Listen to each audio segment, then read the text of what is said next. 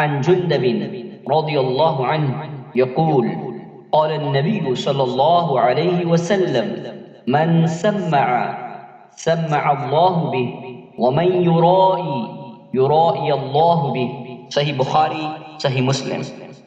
جندب رضی اللہ عنہ سے روایت ہے، انہوں نے کہا کہ رسول اللہ صلی اللہ علیہ وسلم نے فرمایا، جو شخص کسی نیک کام کے نتیجے میں اپنا عمل لوگوں کو سنانے کے لیے عمل کرے گا، اللہ تعالیٰ اس کے بدلے میں قیامت کے روز اس کی ذلت کا فیصلہ سنائے گا، اور جو شخص لوگوں کو دکھانے کے لیے عمل کرے گا، اللہ تعالیٰ قیامت کے روز اس کے بدلے میں اس کی ذلت و رسوائی کو لوگوں کے سامنے آشکار کر دے گا۔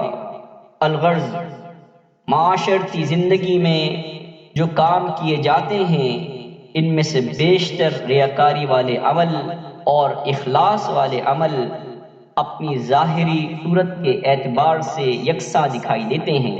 مثلا صلاۃ کی ادائیگی، قرآن مجید کی تلاوت، ہجرت، شرکت قتال، شہادت، علم دین کی اشاعت، مال کا خرچ، دوسروں کی مدد، حسن اخلاق وغیرہ وغیرہ۔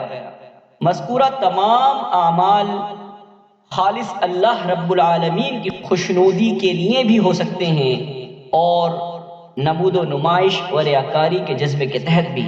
البتہ ظاہری مشابہت کے باوجود دونوں میں اس قدر بڑا فرق ہے کہ ریاکاری دکھاوے کے عمل پر سزا ہے، جبکہ اللہ تعالیٰ کی رضا جوئی کے لیے اخلاص والے عمل پر انعام۔